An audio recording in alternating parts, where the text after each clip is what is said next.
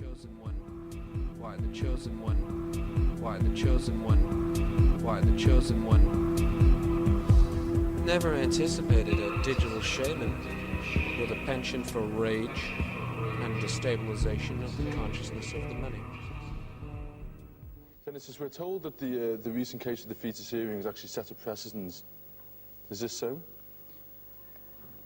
The recent case of the fetus hearings, in fact, was predated 10 years ago when I was prosecuted for sending indecent mail under the common law and was fined the maximum on each item, which was 5 collaged postcards, and also given a suspended jail sentence of 12 months.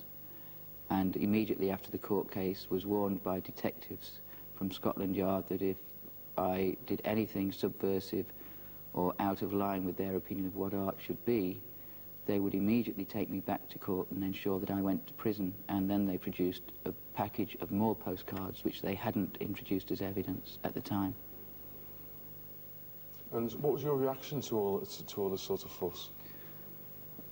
Well, it was actually quite a big case at the time. I'm surprised people have forgotten. It involved the head of the British Council, Lord Goodman, quite well-known traditional artists like Bridget Riley, and at first I admit it seemed ridiculous and amusing, but as time went by and I was suddenly stood in the dock and realised I could be going to prison, and that my QC, who was also Geoffrey Robertson, ironically, was told that he was not allowed to speak in my defence by the clerk of the court, I got quite paranoid and certainly afterwards considered very deeply to what extent I wanted to be the token scapegoat for the art world when I was getting the minimum support from the art world. So it altered what I did. My work had to alter because it was a choice of prison or working in other countries or considering how to produce or subvert information in a different way. Why did you do these postcards in the first place? What was the purpose? Well, it was part of an old tradition, but the ultimate purpose was satire, really, both of the art world itself, with there was a conceptual art movement at the time that was getting a lot of credibility, and so the idea of a picture with unrelated text appeared to be the definition of genius. I wasn't convinced about that and thought that the man in the street was equally able to discover the same kind of imagery, and when it was presented in a certain way was when it was called art, and when it was put in the post, it was a postcard. So it was a commentary, a cynical commentary, as most of my work always has been, on hypocrisy and arrogance and pomposity, more of which I saw when I was in court. Were you surprised at the case of the fetus hearings at all? I wasn't surprised. I was surprised people were still taking those risks, but I was not surprised that it was taken to court, given the climate of our times, which is basically one of insidious repression and the separating of individuals, the separating of minorities, and most of all, the discrediting of freedom of thought as an option. And I think he actually was very lucky and fortunate that it wasn't more serious in terms of the sentencing. But I don't think people should be surprised, and I don't think people should expect to see overt attacks on the status quo from artists. My experience has been, since my case, that most artists are a bit like civil servants. They want to get their steady income each year, and they want to get their little job at the art college and their bursaries, and they don't want to rock the boat because they're scared of what can happen. People in this country are not given a lead by artists as radicals where once they were, and this is a nipping in the bud exercise at the very least, as well as setting a legal precedent. You know, it's like the gun to the head. It's a protection racket.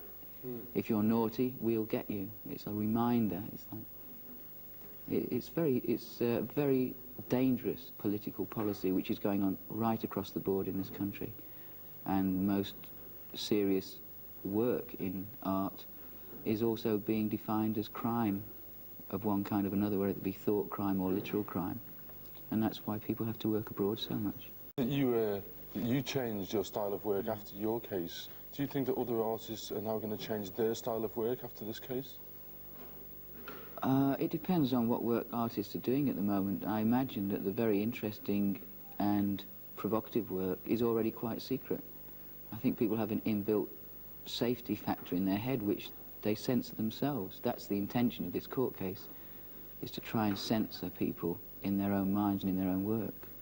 I certainly have to think very hard all the time about what I can say, what I can do, what I can film, what I can make an image of or a collage of, and I know that if I step out of line, or if somebody misconstrues what I've done, or if somebody fantasizes about what they think I've done, even now, 10 years later, I immediately get vilified in the national press, and there are editorials in the Sunday People saying, cage this animal immediately and throw away the key. This was only 4 or 5 months ago. For somebody who just, from hearsay, described a video that was never made. You know, yes, it's very intimidating, and I certainly do try to work anywhere but England. You know, to me, England is an artistic dead zone, because there are thugs going around in uniform threatening anyone who tries to express something other than the common agreed status quo vision of reality. And artists, to me, are supposed to, by nature, tread the line of what is not acceptable and look inside themselves as deeply as possible to deprogram what society tells them is around. The agreed reality is not reality. There is no reality. There are no real moralities either. You know, and that is why you get endless conflict if you start to try and do something that has real content. Let's just say that bit again about art. What do you think the purpose of art is? For me, art is the ultimate questions, the ultimate thoughts. How to deprogram yourself. I believe that everyone is programmed from birth, and that is unhealthy. And the artist is the inheritor of a tradition of wise people, shaman and priests, the ritual side of the social animal, there to expiate psychic and philosophical problems. That's what art is meant to be about, is rescuing people from the fear of death and the fear of life. And that's a very thin line. And it's also a line which our society doesn't even accept is there anymore. The reinforcement of the idea of there being a status quo and socially acceptable behaviour is the norm.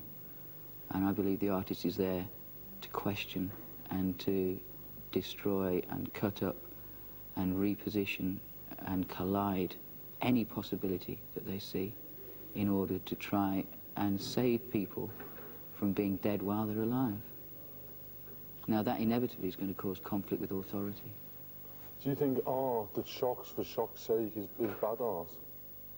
I don't think it's bad art. I don't think it's necessarily the technique to use at the moment to shock people for its own sake. I certainly have never tried to shock people for the sake of it, but I have taken the risk of questioning as deeply as possible any motive or any impulse that I felt I had, because I consider myself to be extraordinary, in other words, totally ordinary, like everyone else. And I believe that the drive within an artist is the same drive which can be found in every individual on the street, but normally the language it's given to them in turns them off, makes them disinterested, where in fact they should be very interested. This case is about human rights and human freedom. It just so happens to be in an art gallery, but it's the same problem that confronts a single mother trying to get a house on a housing estate from the council, or a black person trying to get a job. So 3, 2, 1, action. would you like to explain to the court, Genesis, exactly what's happened after this trial? Well, first of all, I had no money, so I had to borrow money to pay the fines, which luckily friends gave to me. I was a very poor boy at the time. And then I found that tours abroad were cancelled. I got phone calls from the Foreign Office threatening to take away my passport because I would be a bad advert for Britain. And when we had a retrospective show at the ICA 2 or 3 months later, there were queues of reporters at the door before there were queues of art fans. And also I had a criminal record, which meant that I could potentially not be allowed into certain countries ever again, could not get visas. It was a very difficult time, really, and it certainly seemed well out of proportion with something not much different to a seaside postcard. Would you be frightened to go through all this again?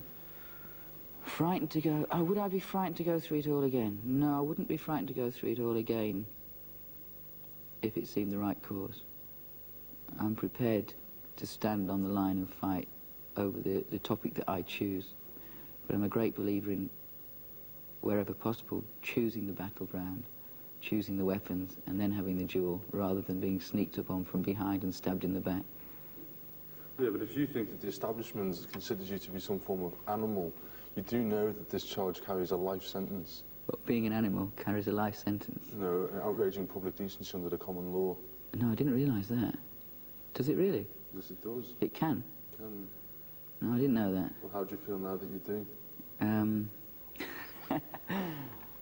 I think I might move out of Britain, basically. I have considered doing that. Simply for artistic reasons or possibly for tax reasons? That'd be the day. That'll be the day. We won't talk about tax on camera. I'm 39. We're going to do that again. We're going to do that again in the sense of... I didn't know. Is that right? Yes. Technically. Technically. The tape's running out. Is it? It's on the statute. Did you get anything you wanted there, Mrs.? Very good. Yeah, he hasn't got one on. Looks great as well. You look tired out. Very interesting. 5, 4. It is actually. It's much more articulate than More articulate. more More articulate. Well, articulating. Well, when you've had people bullying you for 20 years, you kind of get used to it. action. Be careful of your shadows, Malcolm. See. When you've had people bullying you for 20 years, you get what? You get used to it, don't you? It becomes part of the job. Does it become enjoyable? It gets less enjoyable. It starts off being enjoyable when you're young, to be bullied and threatened and pilloried a bit, but also you get a certain infatuation with the media and the attention. And for a while that novelty stays, and then after a while it just starts to grate, and then when you hear 10th hand reports of what you're supposed to have done once, just for the sake of shocking people when it never happened anyway, you start to get sickened by hearing these anecdotes from people that don't know you or why you do things. And after 20 years, you can hardly be bothered to breathe in and out when you hear these kind of stories, because it just becomes part of this kaleidoscope of human stupidity aimed at keeping down everybody possible from real thought. What we're going to say is that you were sick. You know, you say you're sickened after 20 years of hearing stories that this never happened in the first place. I mean, what else actually offends you about society? Society. Well, within what offends? society. What offends me? Well, you know, I've got 2 children, 2 girls, 1 4 and 1 6, and I'm just like any parent. I think you change a lot when you become a parent. The concept of any kind of hurt being done to children offends me, and any kind of hurt being done to women by men, or men to men by men, rape, violence, basically violence in all forms, and that includes aesthetics as well. And this, what we're discussing today, is violence against art, which is a very peculiar concept indeed, and one that doesn't have many precedents in previous eras. We talked earlier about the Borgias and the Renaissance, which was a very violent political time, but artists were still seen as exceptional and necessary and protected people who had a viable function within society. Where we are now, in a country with 10 years of conservative rule, is that thought itself, language itself and expression itself of anything which is uncomfortable to the authorities is seen as a non-viable form of reality, that those people that might choose to try and express or describe what they see are in fact the equivalent of witches to be burned at the stake. And I don't think it's impossible that in 5-10 years' time we will have the continuation of a one-party state which we already have. And we will have the jackboots bashing in the door and the people shot in the streets for expressing the wrong opinion. We're having fun here, yeah? Yeah? Hey?